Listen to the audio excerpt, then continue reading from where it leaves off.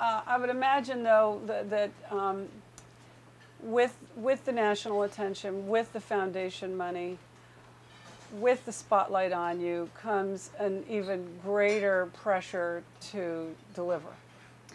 You know what? My biggest pressure to deliver is not from that side at all. It is from the kids. I mean, I am in schools a lot, and I talk to kids all the time. And what we have done to the children in this city and their families is criminal, really.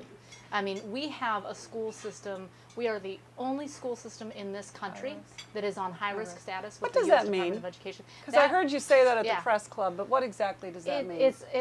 It means that we have consistently not followed the rules and regulations that govern the expenditure of Is that no child dollars. left behind? No, less no child left behind, and more how we've used the federal dollars that we've been given.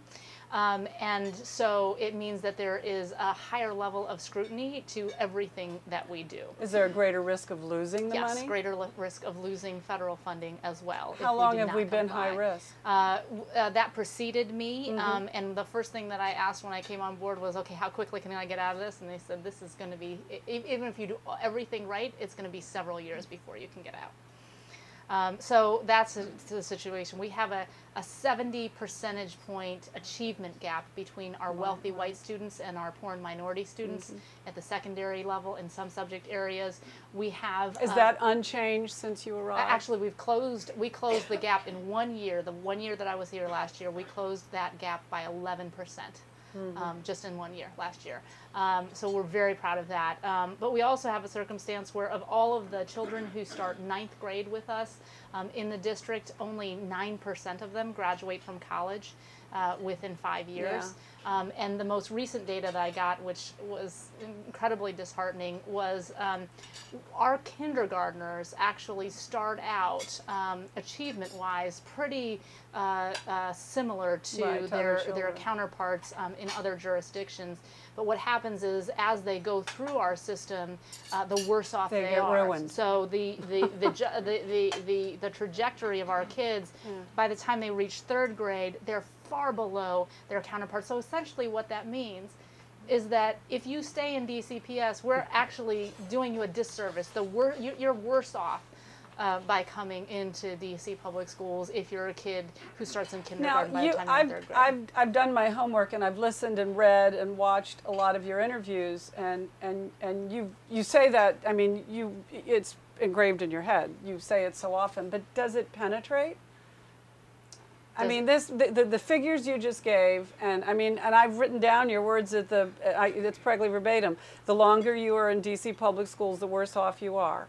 And you say that over and over. Do you feel that you have shaken the people who need to be shaken? I think it's beginning to start, and I think that you can see that when you see. I mean, I know you get screamed at a lot. I get screamed at an awful lot, and there's a lot of opposition to what we're trying to do. And if you sort of take a step back and you think about it, you think, well, this is literally, you could consider us, you know, the worst performing school district in the country, the most dysfunctional school district in the country. We pretty much are. And so if anyone thought that we were going to radically change the face of what was going on without some really significant changes, I mean, it doesn't make any sense. And when I first came on board, you know, I would go to meetings and you know, talk to different people, and they'd all say, we're 100% behind you. We absolutely support the reform efforts in DC until the changes actually started. And we actually said, well, we need the legislation to turn the central office employees into at-will employees, or here's how we're going to hold people accountable. And once that started, then that's when all the kind of opposition and screaming started. You have to win people over on various fronts, and parents, teachers, politicians. We'll get to the teachers in a moment because that's just its own bubble there. But do you feel that the parents? Do you feel have any of the people who've screamed at you come back at you and said, "I get it"? Yeah. Yeah, and unfortunately none of that gets picked up by the press. Well, but you knew that coming in, I hope. absolutely. But you know, I had an experience where we probably one of the most tumultuous things that we did last year was we closed down 23 schools. And that was and fired a lot of teachers. Fired a lot of teachers, but we closed down these 23 schools, and you know, during that whole process, it was incredibly contentious. And so I would go to these community meetings every night, and people would, you know, pick at me and scream and yell. And did they go to your home? no, they never came to the house. Well, we won't ask you your address. It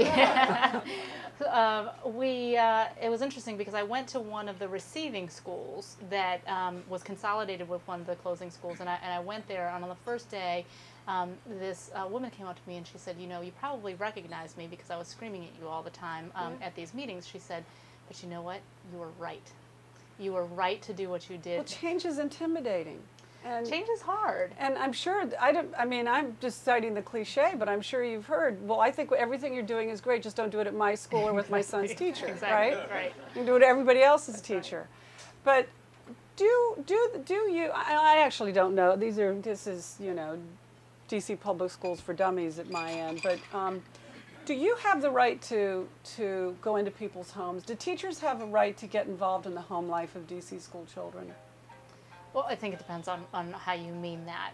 But the expectations that we have right now and the responsibilities that the school district has right now are vastly different from what the responsibilities of a school district and a classroom teacher were 25 years ago. So many of our kids come to school without the sort of basic kind of foundation, values, character building, all those sorts of things that every child needs.